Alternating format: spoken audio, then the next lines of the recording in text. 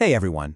Today we're diving into something really special, the ancient art of bonsai. It's all about capturing the huge, incredible power of nature in a tiny, tiny world. Let's get into it. Okay, let me ask you something. What if you could hold an entire forest, right, in the palm of your hand? I mean, picture it, a tree that looks like it's been around for centuries, but it fits right on your desk. That right there is the magic of bonsai. So in this first part, we're going to trace the incredible journey of this art form. We'll see how it went from something reserved for imperial courts, all the way to a hobby that you and I can enjoy right at home. All right, so what is bonsai, really? Because it's so much more than just a little tree in a pot. It's a living art form, and honestly, it's a bit of a philosophy, too. It's all about expressing the grandeur and beauty of nature, but in a tiny little vessel, and then just appreciating it. You know, this art form has an absolutely epic history.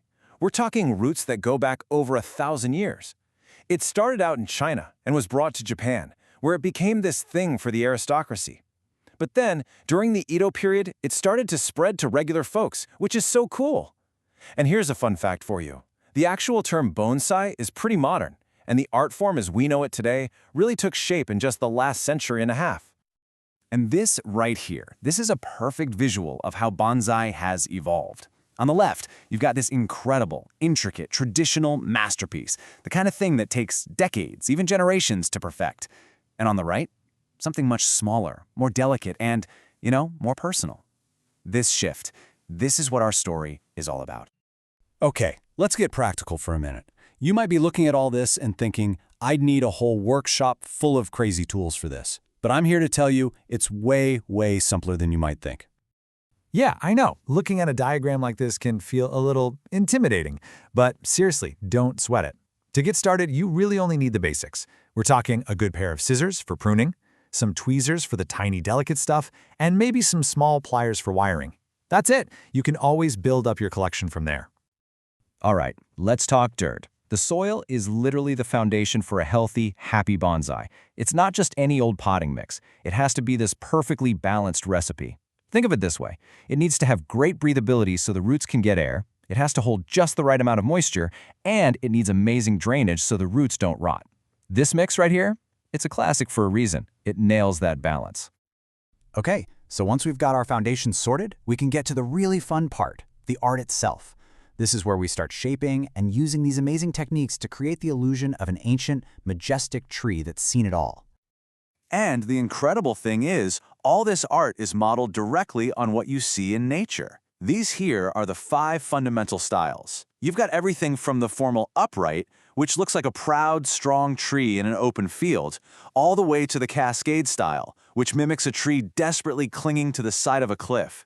Each one tells a powerful story of survival.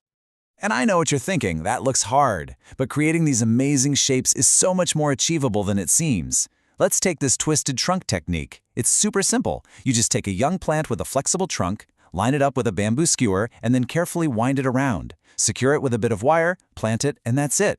In about a year, the tree will hold that beautiful, gnarled, aged shape all by itself. It's an absolutely fantastic place for any beginner to start. Okay, now we get to what I think is the most exciting part. We're talking about the super mini revolution. This is the modern twist on bonsai that has completely opened up this ancient art form and made it accessible to literally everyone. But wait a second, I can hear you thinking it now. Doesn't creating a beautiful bonsai take, decades of work? And look, for traditional bonsai, yeah, you're not wrong. It can take 20 years or even more for a tree to mature. But what if I told you there's another way? And this is the big aha moment. Just look at this comparison. On the one hand, you have traditional bonsai, takes forever, needs a lot of space, and it's a serious investment of time and money. But super mini bonsai, you can start enjoying them the second you pot them. They're so small they can literally fit on your fingertip. This is the key takeaway. It's not just a shrunken down version. No, it's a completely different approach to the art, and it's absolutely perfect for those of us with busy lives and small apartments.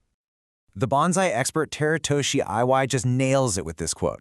He says, super mini bonsai combine the magic of growing things with the magic of small things. And isn't that just perfect? It's those two things coming together. The wonder of watching something grow, combined with our almost childlike fascination with tiny, perfect things. All right, so you're inspired, right?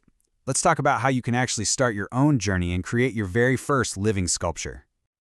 Believe it or not, it really just boils down to 3 super simple steps. Step 1, propagate. That just means starting a seedling. You can use a cutting from another plant or even just find a seed outside, like an acorn. Step 2, pot it. You just transfer your little baby plant into a tiny pot and boom, it's officially a super mini bonsai. It's complete. Which brings us to step 3, display it. You get to admire your new creation immediately. No waiting for years and years. And honestly, displaying your bonsai is half the fun.